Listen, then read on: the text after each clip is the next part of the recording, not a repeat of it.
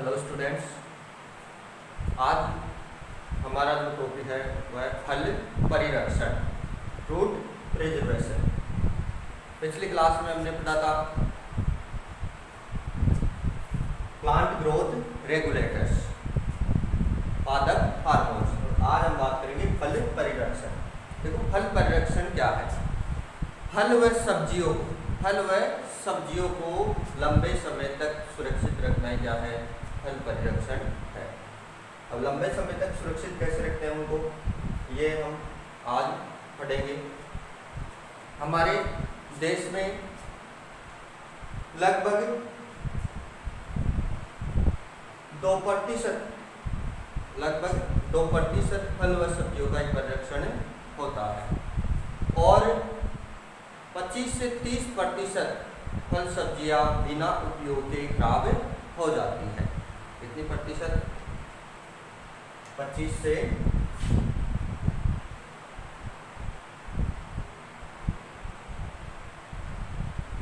लगभग 30% फल व सब्जियां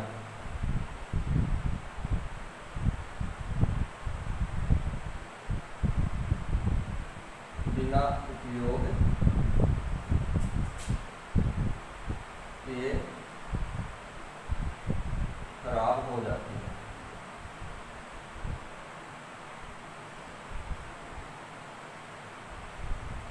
बिना उपयोग किए खराब हो जाती है। फल और सब्जियों के कुल उत्पादन का, फल व सब्जियों के कुल उत्पादन का 2% ही परिरक्षण किया जाता है। कितना प्रतिशत किया जाता है? 2% ही परिरक्षण किया जाता है। और जबकि अन्य विकसित देशों में 65 से 70%, 80% तक क्या किया जाता है? परिरक्षण किया जाता है। अन्य विकसित देशों में 70 से 80% तक क्या किया जाता है? फल व सब्जियों का परिरक्षण किया जाता है। देखो, भारत में प्रथम फल परिरक्षण प्रयोगशाला, की स्थापना 1920 में हुई बम्बई में। 1920 में हुई बम्बई में। और फल व सब्जी उत्पादन में भारत का कौन सा स्थान है? फल व सब्जी उत्पादन में भारत का कौन सा स्थान है भाई? भारत का स्थान है दूसरा। और फर्स्ट पर कौन है? चीन। ठीक है। तो भारत में फल परिरक्षण प्रयोगशाला 1920 में स्थापित की गई मुंबई में। फल परिरक्षण पर सर्वप्रथम कार्य किसने किया था? निकोलस एपर्ट नामक एक वैज्ञानिक का। किसने किया था? Nicholas Appert. निकोलस एपर्ट को क्या कहते हैं? डिब्बाबंदी का जनक कहते हैं। निकोलस एपर्ट को क्या कहते हैं? डिब्बाबंदी का जनक कहा जाता है। CFTRI central food technology research institute कहाँ पर है? मैसूर, कर्नाटक। कहाँ पर है ये? CFTRI central food technology research institute Mysore, Karnataka में है। कहाँ पर है? मैसूर, कर्नाटक में। FAO food product order, 1955। ये क्या करता है? गुणवत्ता नियंत्रण करता है। क्या करता है? गुणवत्ता नियंत्रण। ठीक है। अब बात करते हैं अपन फल व सब्जियों के परिरक्षण की विधियां। फल व सब्जियों के परिरक्षण की विधियां।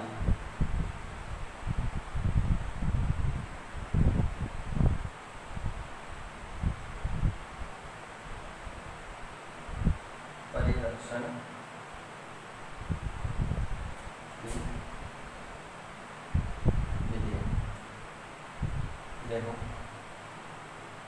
इसकी दो विधि होती है, एक तो कौन सी होती है अस्थायी और दूसरी होती है स्थायी परिरक्षण। अस्थायी और स्थायी परिरक्षण। अस्थायी परिरक्षण में कुछ दिन से कुछ महीनों तक फल व सब्जियों को परिरक्षित करके रखा जा सकता है। इसमें क्या होता है, कुछ दिन से कुछ महीनों तक फल व सब्जियों को परिरक्षित करके रखा जा सकता है। अब कौन कौन सी आती है, पहली आती है स्वच्छता। अस्थायी में फर्स्ट नंबर पे क्या आता है, अस्थायी में फर्स्ट विधि का नाम है स्वच्छता। देखो स्वच्छता क्या कि फल सब्जियों को तुड़ाई के पश्चात, फल सब्जियों को तुड़ाई के पश्चात उन्हें स्वच्छ पानी से धोकर और कटे फटे फलों को छांटकर अलग कर देना चाहिए और स्वच्छ पानी से धोकर कुछ समय के लिए इनको क्या किया जा सकता है, परिरक्षित किया जा सकता है, यानी कि सुरक्षित रखा जा सकता है। दूसरी विधि आती है नमी निष्कासन द्वारा। नमी निष्कासन द्वारा। देखो फल व सब्जियों में 80 से 90% तक क्या पाई जाती है, नमी। 80 से 90% तक क्या होती है, नमी की मात्रा होती है। क्या होती है, नमी की मात्रा होती है और जिसके कारण क्या होती है, फल व सब्जियां जल्दी खराब हो जाती है। अतः इनकी नमी निष्कासन करके, इनके अंदर नमी की मात्रा को कम करके परिरक्षण किया जा सकता है। नमी की मात्रा को कम करके कैसे, जैसे या तो सुखाकर या फिर इनमें TSS कुल घुलनशील ठोस पदार्थ की मात्रा को बढ़ाकर, यानी कि नमी की मात्रा कम करने से क्या हो जाएगा, सूक्ष्म जीवों की वृद्धि क्रियाशीलता क्या हो जाएगी, कम हो जाएगी, रुक जाएगी और फल व सब्जियां कुछ समय के लिए परिरक्षित की जा सकती है। अपनी दूसरी विधि आती, तीसरी विधि आती है निम्न तापक्रम द्वारा। देखो निम्न तापक्रम पर सूक्ष्म जीवों की वृद्धि, निम्न तापक्रम पर सूक्ष्म जीवों की वृद्धि और एंजाइम की क्रिया क्या हो जाती है, कम हो जाती है। निम्न तापक्रम पर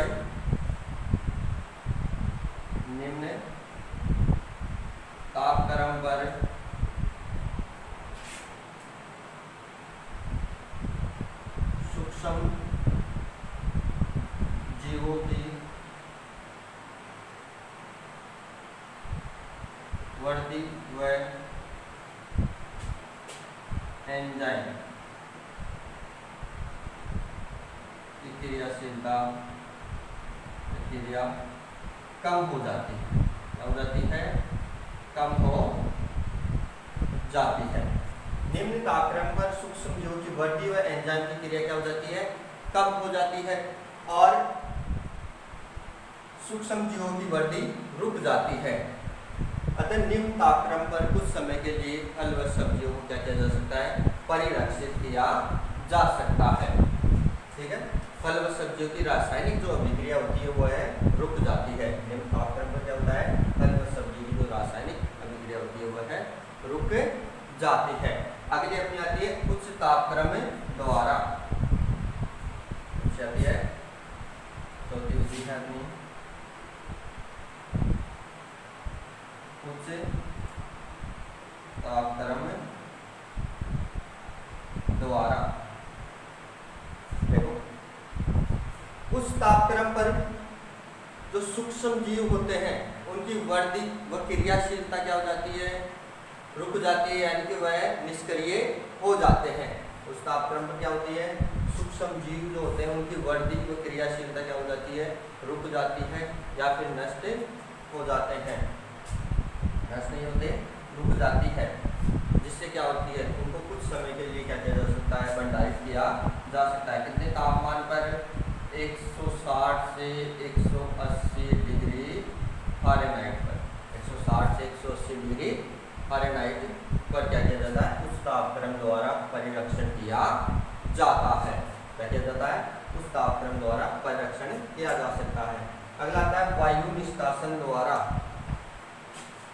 वायु, पांचवी विधि अपनी वायु निष्कासन द्वारा। वायु निष्कासन द्वारा इसमें क्या करते हैं कि ऑक्सीजन वायु जीव इसकी उपस्थिति में क्या करते हैं, वृद्धि करते हैं, क्रियाशील रहते हैं। अतः डिब्बों को क्या करते हैं, वायु रहित करके पैकिंग किया जाता है। डिब्बों क्या कर दी जाती है, फल व सब्जियों को जिन डिब्बों में परिरक्षित करते हैं उनको वायु रहित करके पैकिंग करते हैं, जिससे उनके अंदर जो सूक्ष्म जीव होते हैं वह वृद्धि नहीं करते हैं और कुछ समय के लिए परिरक्षित किया जा सकता है। और कैनिंग में निर्वात पैकिंग की विधि इसी सिद्धांत पर आधारित है। कैनिंग जो है डिब्बाबंदी, उसमें निर्वात पैकिंग की जो विधि है इसी सिद्धांत पर क्या है, आधारित है। तो डिब्बों की वायु निष्कासन करके पैकिंग करते हैं। अगला आता है अगली विधि है मृदु प्रतिरोधी पदार्थों का उपयोग। मृदु प्रतिरोधी पदार्थों का उपयोग। मृदु प्रतिरोधी पदार्थ कौन से होते हैं, नमक, चीनी, सिरका। जैसे कि नमक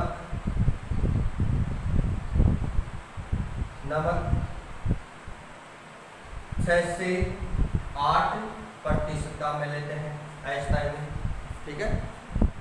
और चीनी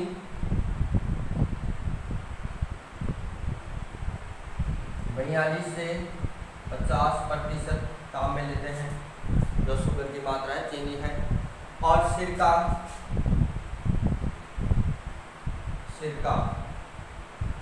लेते हैं 0.5 से 1.5% काम में लेते हैं। जैसे कि उदाहरण के लिए अचार में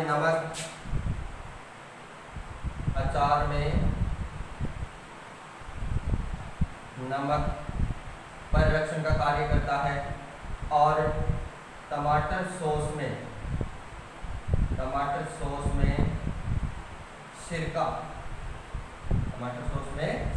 सिरका, ठीक है।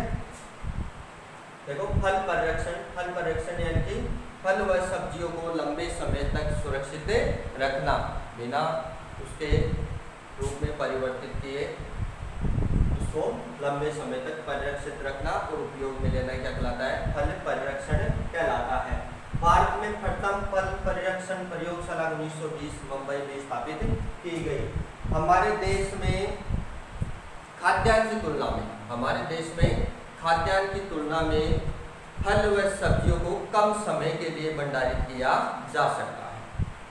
भाई हमारे देश में खाद्यान्न की तुलना में खाद्यान्न फसलों को लंबे समय तक भंडारित कर सकते हैं, लेकिन फल व सब्जियों को भंडारित लंबे समय तक नहीं कर सकते। अतः उनको लंबे समय तक भंडारित करने के लिए क्या किया गया, फल परिरक्षण अपनाया गया।